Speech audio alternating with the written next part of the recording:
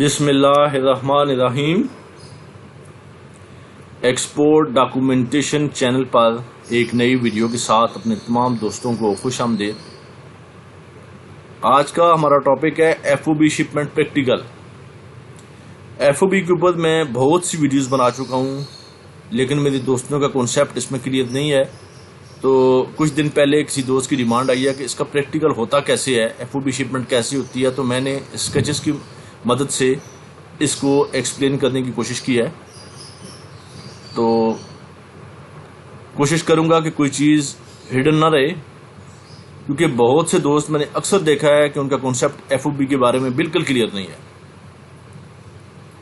इससे पहले अपने दोस्तों से गुजारिश है कि अगर आपने मेरे चैनल को अभी तक सब्सक्राइब नहीं किया तो इसे सब्सक्राइब करके बेल आइकन को ज़रूर क्लिक करें, ताकि हर नई वीडियो का नोटिफिकेशन आपके पास आ सके। एफओबी जैसे मैं पहले भी एक्सप्लेन कर चुका हूं, एफओबी स्टैंड करता है फ्री ऑन बोर्ड एफओबी। यानी इसका मतलब यह है कि जो एक्सपोर्टर है उसकी रिस्पॉन्सिबिलिटी कार्गो को अपनी फैक्ट्री या वेयर हाउस से लेकर शिप के ऊपर लोड करने तक की है। Free on board mean ship का जो बोर्ड है, जो शिप का ऊपर बोर्ड होता है, जो पेंदा उसे उर्दू में शायद कहते हैं, वहां तक उसकी रिस्पॉन्सिबिलिटी है। कार्गो उसने वहां तक लोड कर दी, इसके बाद उसकी रिस्पॉन्सिबिलिटी नहीं है। फ्रेट शिपर ने या एक्सपोर्टर ने पे नहीं करना, ये इंपोर्टर ने पे करना है। और इंश्योरेंस भी इंपोर्टर की रिस्पॉन्सिबिलिटी है, एक्सपोर्टर की रिस्पॉन्सिबिलिटी नहीं है। अब आप स्केचेस की मदद से मैं इसको एक्सप्लेन करने की कोशिश करता हूं। अब अपने राइट साइड पर देखिए, ये एक फैक्ट्री लिखा है, एक्सपोर्टर्स फैक्ट्री। यानी ये एक्सपोर्टर की फैक्ट्री समझ लें, वेयर हाउस समझ लें, जो भी एक्सपोर्टर की जगह है। अगर माइन है तो एक्सपोर्टर की माइन। तो यहां से दो तरह से शिपमेंट जाती है। ये नंबर 1 और नंबर 2 लिखा हुआ है। पहले नंबर 1 को मैं एक्सप्लेन करता हूं। ये देखें, एक जगह नंबर 1 लिखा हुआ है। इसमें होता यह है कि यूजली जो इंपोर्टर होता है वो एफओबी के ऊपर शिपमेंट जब भी लेता है, वो एक्सपोर्टर की कंट्री में अपना एक फ्रेट फॉरवर्डिंग एजेंट नॉमिनेट करता है।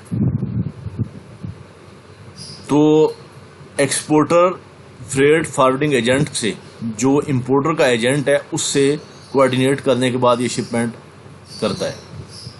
और एलसी के अंदर भी, अगर एलसी शिपमेंट है तो एलसी के अंदर भी मेंशन कर दिया जाता है कि ये मेरा फ्रेट फॉरवर्डिंग एजेंट है, आप इससे कॉन्टेक्ट करें और इसके थ्रू शिपमेंट करें। तो ये देखें, नंबर 1 में एक्सपोर्टर जो है, ये शिपमेंट फ्रेट फॉरवर्डर जो है, उसके जो एजेंट है, फ्रेट फॉरवर्डिंग एजेंट, उसके वेयर हाउस में पहुंच जाता है। ये ट्रक से अपनी शिपमेंट, अपनी कार्गो उसके वेयर हाउस तक पहुंच जाता है। अगर cargo less than a container है, या 2 कंटेनर से कम है, 3 कंटेनर से कम है, यानी कंटेनर पूरे नहीं हो रहे, कुछ कम, कुछ कंटेनर बच जाता है, क्योंकि फ्रेट इसका इंपोर्टर ने पे करना है। तो इंपोर्टर ऐसे खाली कंटेनर तो नहीं मंगवाएगा कि कंटेनर के अंदर थोड़ी सी शिपमेंट है, बाकी खाली कंटेनर पड़ा हुआ है। तो वो ऐसा करता है कि अपने एजेंट को कहता है कि आप कार्गो कलेक्ट कर लें। वो अपने वेयर हाउस पे कलेक्ट कर लेता है, आपसे उसने कार्गो कलेक्ट कर ली, आप एज एक्सपोर्टर हैं। इसके बाद उस एजेंट ने दूसरे लोगों से भी कार्गो वहीं पे अपने वेयर हाउस पे मंगवा ली, किसी एक्सपोर्टर की या किसी और एक्सपोर्टर की। जब एक कंटेनर बन जाएगा तो फिर वो एजेंट, ये देखें आगे, इसी को देखें, ये वेयर हाउस के साथ आगे फिर ट्रक जा रहा है जी शिप तक। वो इसी कार्गो को ट्रक के ऊपर कंटेनर में लोड करने के बाद शिप तक पहुंचाएगा, शिप के ऊपर लोड करेगा। ये आगे काम इसका एजेंट का है, ये सारा जो है ये काम आगे का एजेंट करेगा। लेकिन कस्टम क्लियरेंस ये एक्सपोर्टर ने करवानी है। वो एक्सपोर्टर को बताएगा कि आपकी शिपमेंट वेयर हाउस से निकल चुकी है, आज आपने शिपमेंट उसको दे दी, हो सकता है 1 दिन 2 दिन के बाद वहां से निकले। जब वो शिपमेंट उसके वेयर हाउस से निकलेगी, वो एक्सपोर्टर को इंटीमेट करेगा कि आपकी शिपमेंट पोर्ट की तरफ जा रही है, आप अपने जो कस्टम एजेंट है उसे अलर्ट कर दें। फिर वो कस्टम एजेंट भी उनसे कोऑर्डिनेट करता है, शिपमेंट पोर्ट पे जाती है। कस्टम क्लियरेंस होने के बाद ये कार्गो शिप के ऊपर लोड कर दी जाती है। अब ये चार्जेस जो हैं शिप के ऊपर लोड करने के, टर्मिनल हैंडलिंग चार्जेस कहलाते हैं। ये सारे एक्सपोर्टर ने बियर करने हैं। एक्सपोर्टर ये फ्रेट फॉरवर्डिंग एजेंट को ये चार्जेस पे करेगा और freight forwarding agent he bill of leading लेकर एक्सपोर्टर को देने का पाबंद होगा। तो ये पहला तरीका है, एक्सपोर्टर ये शिपमेंट फ्रेट फॉरवर्डिंग एजेंट को देगा और फ्रेट फॉरवर्डिंग एजेंट जो है ये कार्गो फिर कलेक्ट करने के बाद दूसरे क्लाइंट्स हैं उनसे भी कलेक्ट करने के बाद एक कंटेनर बना के 1, 2, 4 जितने भी कंटेनर्स बने वो शिपमेंट फिर वो आगे शिप तक ले जाएगा और जो शिप के ऊपर लोडिंग के जो चार्जेस हैं या बिल ऑफ लीडिंग के जो चार्जेस हैं ये सारे एक्सपोर्टर ने बियर करते हैं। फिर ये जो एजेंट है ये bill of leading shipping company से लेगा या हो सकता है इसके पास खुद अथॉरिटी हो, ये एलसी के ऊपर डिपेंड करता है। एलसी अगर फ्रेट फॉरवर्डर एजेंट का बीएल एक्सेप्ट करती है तो ये खुद अपने उस पर दे देगा अपने लेटर के ऊपर बिल ऑफ लीडिंग बना के, अदरवाइज वो जो शिपिंग कंपनी है उसका बिल ऑफ लीडिंग देगा। ये एलसी के ऊपर डिपेंड करता है। बाज औकात जो है वो एलसी में एजेंट का फ्रेट फॉरवर्डिंग एजेंट का बिल ऑफ लीडिंग ही एक्सेप्ट कर लेते हैं। ठीक है, बहरहाल ये जो भी बीएल होगा ये फ्रेट फॉरवर्डिंग एजेंट जो इंपोर्टर का एजेंट है वही आपको कलेक्ट करके देगा, लेकिन चार्जेस आपने बियर करने हैं एज एक्सपोर्टर। ये एक मेथड हो गया।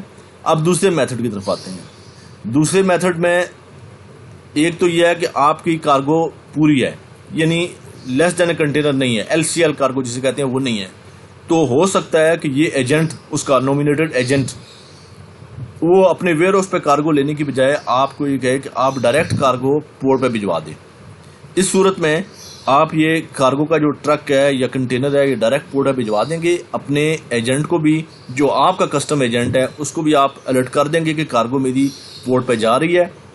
तो ये जो फ्रेट फॉरवर्डिंग एजेंट है ये आपसे कोऑर्डिनेट करेगा, इनका बंदा भी वहाँ पर होगा, तो इनकी सुपरविजन में ये कार्गो शिप के ऊपर लोड हो जाएगा। फिर ये एजेंट जो है आपको बिल ऑफ लीडिंग, आपने चार्जेस इसी को बियर करने होंगे, इसी को पे करने होंगे, सॉरी चार्जेस आपने बियर करने हैं, पे आपने इसी को करने हैं जो कस्टम एजेंट है, फ्रेट फॉरवर्डिंग एजेंट है, सॉरी फ्रेट फॉरवर्डिंग एजेंट है जो आपके इंपोर्टर का उसको, तो बिल ऑफ लीडिंग फिर वो आपको लेके देगा या खुद बना के देगा, जैसे भी सूरत है। ये तरीका होता है, ये यूजुअली यही तरीका है। अगर एजेंट नहीं है उसका, फ्रेट फॉरवर्डिंग एजेंट नॉमिनेट ही नहीं किया इंपोर्टर ने, ये भी हो सकता है, तो ऐसी सूरत में आपने डायरेक्ट कार्गो जो है वो शिपिंग कंपनी को देनी है और फिर शिपिंग कंपनी से बिल ऑफ लीडिंग आपने कलेक्ट करना है। अब बिल ऑफ लीडिंग के ऊपर पहले भी मैं बता चुका हूं कि जो एफओबी शिपमेंट होती है उसमें लिखा होता है फ्रेट कलेक्ट। फ्रेट कलेक्ट का वर्ड ये मेंशन होना चाहिए बिल ऑफ लीडिंग के ऊपर। इसका मतलब यह है कि शिपिंग कंपनी फ्रेट कलेक्ट करेगी इंपोर्टर से। जब CFR या CIF शिपमेंट होती है तो उसमें आपने चूंकि जो फ्रेट है वो पे कर दिया होता है, तो उसके ऊपर फ्रेट प्रीपेड का वर्ड मेंशन होता है, ये होना जरूरी है। लेकिन एफओबी में क्या होगा, फ्रेट कलेक्ट, ये चीज। और दूसरी एक शिप्ड ऑन बोर्ड, ये पहले भी मैं एक्सप्लेन कर चुका हूं। शिप्ड ऑन बोर्ड का मतलब ये है कि कार्गो शिप के ऊपर लोड हो चुकी है, ये मस्ट है। शिप्ड ऑन बोर्ड अगर नहीं होगा तो आपका जो बीएल है उसमें डिस्क्रिपेंसी आ जाएगी, आपका बैंक उसमें डिस्क्रिपेंसी रेज कर देगा, फिर वो आपके डॉक्यूमेंट जो है वो इंपोर्टर के उसके ऊपर चले जाएंगे, वो एक्सेप्ट करता नहीं करता। इसलिए शिप्ड ऑन बोर्ड की स्टैंप या उसका नोटेशन जो है वो होना चाहिए आपकी बिल ऑफ लीडिंग के ऊपर। ठीक है, ये दो तरीके हैं। अब ये कुछ दोस्तों के माइंड में ये क्वेश्चन होगा कि ये अपना एजेंट क्यों नॉमिनेट करते हैं। इसकी दो वजूहत हैं, दो रीजंस हैं। एक तो यह है कि हो सकता है कि कार्गो एक कंटेनर से कम हो, फिर वो मुख्तलिफ पार्टीज का, एक्सपोर्टर का कार्गो कलेक्ट करने के बाद एक कंटेनर बनाने के बाद जो वेयर हाउस जो फ्रेट फॉरवर्डिंग एजेंट है वो एक कंटेनर बना के कार्गो लोड कर देता है। दूसरी बात ये होती है उसमें कि वो अपने रेट्स अपने एजेंट से तय करते हैं, क्योंकि उसने पे करने होता है फ्रेट, इंपोर्टर ने फ्रेट पे करना होता है, तो अपने एजेंट से रेट पहले से तय कर लेते हैं कि मेरी ये कार्गो आएगी, किस रेट पे लेके आएंगे। आपने चूंकि आप एक्सपोर्टर हैं, आपने रेट तय नहीं करनी है, तो आपने अगर डायरेक्ट आपने देना हो तो आप तो रेट तय नहीं करेंगे, आप वो शिपिंग कंपनी कितने उसके ऊपर चार्जेस लेती है, एजेंट अगर बीच में इन्वॉल्व नहीं है तो फिर इंपोर्टर को रिस्क होता है कि हो सकता है कि शिपिंग कंपनी कितने चार्जेस उससे कलेक्ट करे।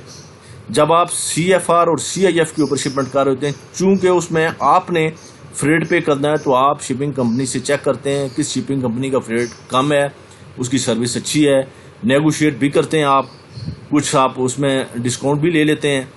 तो लेकिन एफओबी में तो ये आपका इसमें इंटरेस्ट ही कोई नहीं है कि आपने तो उसके चार्जेस ही बियर नहीं करते हैं, फ्रेट चार्जेस आपने बियर नहीं करते हैं, वो इम्पोर्टर ने बियर करने हैं। तो फिर इम्पोर्टर रिस्क पे चला जाता है कि वो किसी भी शिपिंग लाइन को एक्सपोर्टर कार्गो दे देगा, तो अब उसके चार्जेस क्या होंगे। तो इसलिए वो अपना एजेंट नॉमिनेट कर लेते हैं और एजेंट से अपने रेट्स तय कर लेते हैं। जैसे मैंने पहले बताया कि 2 रीज़न है, एक तो यह है कि कार्गो जो है वो 1 कंटेनर से कम है, तो भी उसमें फिर वो उसको उसके ज़्यादा एक्सपेंसेस पड़ जाते हैं। अगर उसका एजेंट नहीं है और कार्गो 1 कंटेनर से कम है, आपने कार्गो दे दी, उसको तो पूरे कंटेनर के चार्जेस बियर करने पड़ेंगे इम्पोर्टर को। तो जब एजेंट होगा तो एजेंट वो आधा कंटेनर तो नहीं भेजेगा, वो आधा कंटेनर अपने वेयर उस पर रखेगा, बाकी लोगों की कार्गो जब आएगी तो एलसीएल कार्गो 1 कंटेनर के ऊपर, यानी 2 पार्टियों का 3 पार्टियों की कार्गो 1 कंटेनर में लोड करने के बाद वो शिप करेगा। मजीद कोई क्वेश्चन किसी दोस्त के माइंड में है तो आप जरूर पूछें। एफओबी के ऊपर बहुत से लोगों को मैंने देखा है उनका कॉन्सेप्ट क्लियर नहीं होता, मेरा ख्याल है अब क्लियर हो जाना चाहिए। अब भी कोई क्वेश्चन है तो आप जरूर पूछें। मिलते हैं अपने नेक्स्ट ट्यूटोरियल में किसी और टॉपिक के साथ। अपना बहुत सा ख्याल रखिएगा। अल्लाह हाफिज।